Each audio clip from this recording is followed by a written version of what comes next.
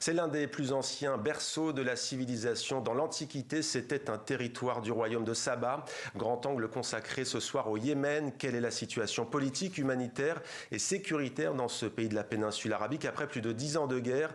Depuis près de 2 ans, les actions armées des Houthis en mer Rouge et jusqu'en Israël ont encore changé le regard sur le Yémen, souvent ignoré à travers le monde, avec une société souvent méconnue. On en parle avec nos invités. Laurent Bonnefoy, bonsoir. Soyez le bienvenu. Vous êtes politologue, spécialiste du Yémen et de la péninsule arabique, chercheur au CNRS, le Centre national de la recherche scientifique, affilié au CERI. C'est le Centre de recherche internationale de Sciences Po Paris. Avec nous également Linda Al-Obaï, bonsoir. Soyez la bienvenue également. Vous êtes chercheuse, vous êtes conseillère politique pour la consolidation de la paix au Yémen au sein d'une organisation non gouvernementale qui est basée au Canada où nous sommes regardés. Ça s'appelle Peace Track Initiative. Laurent Bonnefoy, on va commencer avec vous et l'actualité. J'aimerais vous montrer ce qu'a déclaré le ministre israélien de la Défense, Israël Katz. Il a déclaré ceci: les Houthis ont de nouveau tiré des missiles sur Israël. Nous infligerons les 10 plaies aux Houthis, allusion aux 10 plaies d'Égypte évoquées dans la Bible. Une réaction sur ce conflit qui, chaque semaine, prend de l'ampleur entre Israël et ce mouvement? Effectivement, c'est cette dimension du conflit qui fait suite à l'implication du mouvement rebelle en mer Rouge depuis fin 2023 a ajouté en fait une nouvelle dimension qui prend une ampleur qui est de plus en plus significative et qui a été marquée la semaine dernière par l'assassinat par Israël d'une large partie du gouvernement des Houthis, notamment le Premier ministre. Et cette dimension qui a été perçue par les Israéliens ou présentée par les Israéliens comme une victoire stratégique, elle l'est probablement parce qu'elle indique que les Israéliens, comme dans d'autres pays de la région, ont une capacité de frapper, mais dans le même temps, elle n'affaiblit pas vraiment les Houthis, notamment parce que ce gouvernement-là était une forme de gouvernement fantoche et que la réalité du pouvoir se trouve auprès de la famille al-Houthi, et donc qui a donné son nom au mouvement, et notamment le dirigeant Abdelmalek al-Houthi, qui lui reste inatteignable et mobilise très largement et mobilise d'autant plus efficacement la population que il y a eu cette attaque illégale au regard du droit international contre le gouvernement civil mené par Israël. Voilà, et les Houthis ont juré de venger la mort, vous l'avez cité, leur Premier ministre, Ahmad Ralab El-Raoui. Lina Al-Obaï, il y a eu la guerre civile au Yémen après ce qu'on a appelé les printemps arabes en 2011. On a le sentiment qu'aujourd'hui, le Yémen est l'otage d'un conflit qui s'est internationalisé. Vous-même, d'ailleurs, vous aviez quitté le Yémen, votre pays natal, en 2015, 7 mois après le début des bombardements emmenés par l'Arabie Saoudite, un bombardement de la coalition. Est-ce que pour vous, le Yémen est aujourd'hui l'otage d'une guerre régionale ? Absolument. En fait, le Yémen, il est pratiquement absent de l'actualité internationale aujourd'hui. Je vois que la dernière fois, ou la seule fois que le Yémen a été présent dans les médias internationaux, c'était il y a quelques mois, c'était lors de trafic, des attaques de trafic maritime en mer Rouge. Et là, on a beaucoup parlé sur TV5 Monde et on va en parler encore ce soir de la famine, de la guerre civile. C'est pas la famine, mais c'est juste que la couverture médiatique et la réponse internationale, vous parlez de l'internationalisation de la guerre au Yémen, mais la réponse internationale, elle est très sélective quand il s'agit de ce guerre au Yémen. C'est vrai qu'on n'entend pas beaucoup, par exemple, les Nations Unies, y compris sur la question yéménite. C'est souvent, quand il s'agit de cargo et la réponse face à ces attaques en mer Rouge, c'était très rapide, très immédiate. Et on a vu le déploiement des navires militaires, navires de guerre. La réponse de la communauté internationale, elle était très coordonnée quand il s'agissait de cette protection. Mais pas pour aider les civils. Mais pas pour aider les civils. Et ça, pour moi, personnellement, je trouve ça un problème moral, mais aussi un problème politique. Qu'un cargo, elle pèse lourd par rapport à la vie d'un citoyen yéménite. Ouais, c'est vrai que ces images sont spectaculaires et elles font le tour du monde, ces prises d'assaut des Houthis sur des navires en mer Rouge. Laurent Bonnefoy, qui gouverne aujourd'hui Le Yémen, on continue d'ailleurs à les appeler les rebelles Houthis. Qui gouverne le Yémen ? Ce qui caractérise en fait la gouvernance de ce pays, qui fait à peu près la taille de la France, et puis il y a une trentaine de millions d'habitants, c'est la fragmentation en fait des autorités. Il y a effectivement autour de la capitale Sanaa et sur environ un tiers du territoire, les Houthis qui contrôlent depuis 10 ans et la capitale et une large part des institutions. Et face à eux, on a des groupes qu'on peut seulement considérer et caractérisés par le fait qu'ils sont anti-Houthis. D'un côté, le gouvernement reconnu par la communauté internationale qui vit largement en exil, et puis face à eux aussi une troisième force qui est celle du mouvement sudiste qui, depuis Aden, a tenté de mettre en avant un projet de sécession qui tente effectivement de revenir à la situation pré-1990, quand il y avait deux Yémen, un Yémen du Nord à Sanaa et un Yémen du Sud à Aden. Et donc cette fragmentation, elle se double aussi d'alliances avec des acteurs régionaux qui font que et l'Arabie Saoudite, qui est alliée au gouvernement reconnu par la communauté internationale, et les Émirats Arabes Unis alliés au mouvement sudiste, s'opposent aux Houthis qui eux sont soutenus par l'Iran. Et donc on a ce millefeuille d'une certaine manière qui probablement empêche un règlement pacifique. Mais c'est vrai qu'en écoutant tout à l'heure Linda El-Ouabi, c'est vrai que c'est difficile de vous contredire parce qu'on a le sentiment il n'y a pas d'émissaire pour le Yémen par exemple.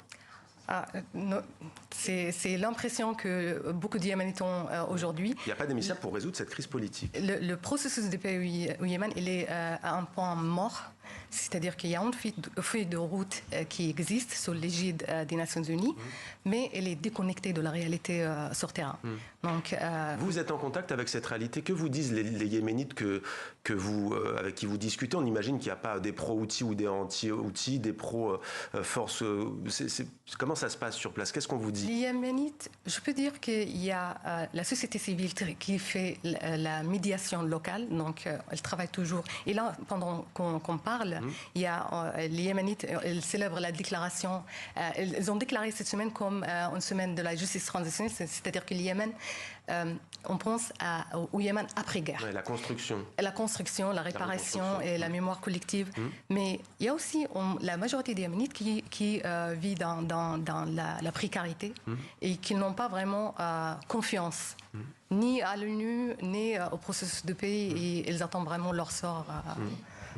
À partir de 2014, on le disait, Linda El-Ouabi, il y a eu cette famine 11 ans après. Il y a quand même près de 5 millions de personnes au Yémen, dans les zones contrôlées par le gouvernement, qui sont confrontées à des niveaux d'insécurité alimentaire aigus. Ça, ce sont les Nations Unies qui le disent. Comment expliquer cet état de fait ? Je pense que les chiffres, ils sont beaucoup plus glaçants. Ouais. On parle de 21,6 millions qui sont dans la précarité alimentaire. C'est qui ont tout besoin le pays.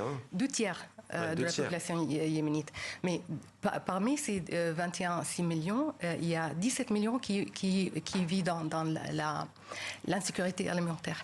2,2 millions d'enfants qui subissent de malnutrition aiguë.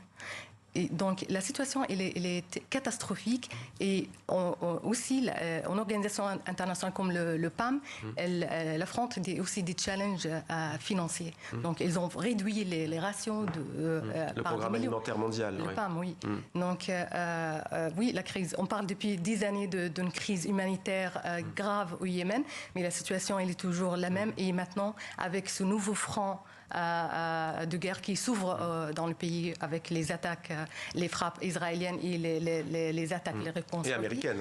Et américaines. Ça commence maintenant à ajouter une nouvelle tragédie humanitaire. Et rappelons qu'avant la tragédie humanitaire, il y a aussi ce bilan effroyable, près de 400 000 morts, Laurent Bonnefoy, près de 400 000 morts en 10 ans de guerre civile. Oui, c'est effectivement un chiffre qui fait froid dans le dos. Alors les 400 sont aussi morts dans les combats, mais aussi donc dans les bombardements et dans la famine et l'épidémie de choléra. Oui, il y avait une épidémie de choléra et puis une situation donc que Linda El-Ouabi a pu décrire en chiffres, mais qui donne exprime réellement cette situation qui est déplorable, qui malheureusement reste sous les écrans radars, sauf quand il s'agit de défendre finalement le commerce.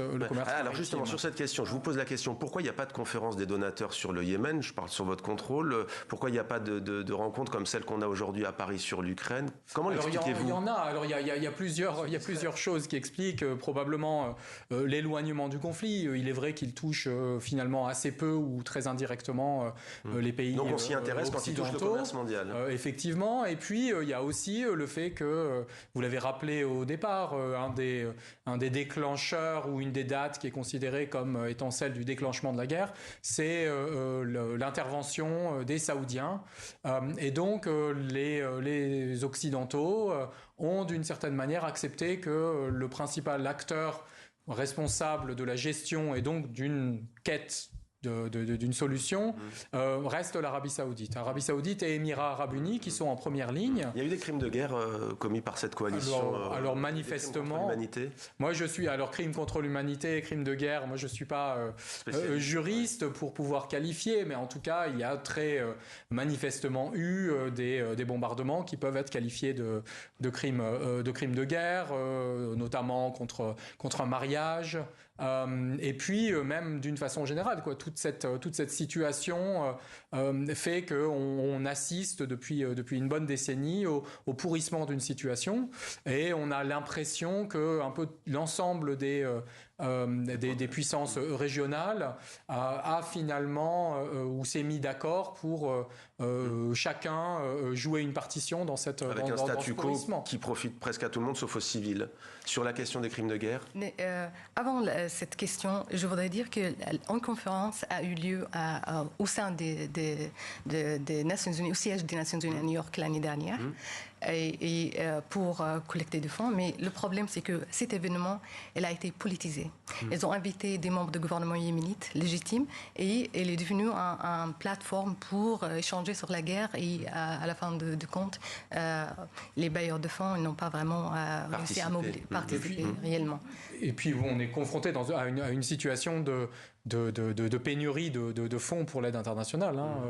Il y a moins de la moitié en fait des objectifs qui arrivent à être atteints. Et donc le financement qui vient direct au gouvernement légitime aujourd'hui, elle vient de l'Arabie Saoudite. Sauf que je trouve que ce soutien financier, s'il n'est pas accompagné de redevabilité et aussi de responsabilité, c'est-à-dire il faut responsabiliser les gens qui reçoivent cet argent, parce qu'à la fin du compte, il y a un taux de corruption important au sein du gouvernement légitime, et les Yéménites, elles ne profitent pas de cette aide financière. Et quand il s'agit de soutien international, là, c'est un soutien inconditionnel, mais il n'est pas financé, c'est diplomatique et politique, mais ça reste également un soutien hésitant et long. Il y a une question aussi qui me vient à l'esprit, quand il y a des conflits, quand les gens peuvent fuir, ce qui n'est pas le cas des Palestiniens de Gaza, des Libanais partent, des Irakiens partent, des Syriens partent, des Afghans quand ils le peuvent partent. Où sont les Yéménites? Pourquoi ne partent-ils pas? D'abord, avant c'était pendant les frappes de la coalition arabe, parce qu'il y avait un blocus terrestre, maritime, et c'était total de pays. C'était difficile pour les Yéménites de fuir cette guerre. Mais aujourd'hui, on voit, il y a la jeunesse, il y a beaucoup de Yéménites qui maintenant partent vers l'Europe, et il faut des moyens pour sortir du pays. Et c'est le manque de moyens qui fait que... Et la distance aussi. Oui, la distance également. Ouais. Une question personnelle, je disais, c'est votre pays, vous y êtes né, 10 ans sans voir sa terre natale, on imagine que c'est long. Est-ce que vous rêvez parfois de votre pays? Absolument, absolument. Et je garde toujours ce lien en travaillant dans cette organisation. J'ai le sentiment d'être sur place, en aidant les femmes sur place. Donc là, je voudrais ouvrir des parenthèses sur la situation des femmes au Yémen. C'est très alarmante, je trouve. Et j'avais l'occasion d'alerter le Conseil de sécurité au mois de septembre de l'année dernière sur l'absence des femmes de la sphère politique. Aujourd'hui, depuis 2020, il y a 0 représentation femme au gouvernement légitime. Et je trouve ça problématique. Que des hommes. que des hommes. Et malgré des différents remaniements, mais ça reste toujours, le monopole, il est toujours par des hommes politiques. Ouais. Merci beaucoup Linda Al-Obaï, merci pour votre témoignage et merci pour votre éclairage, et merci à Laurent Bonnefoy également pour votre éclairage très pertinent sur ce pays, le Yémen.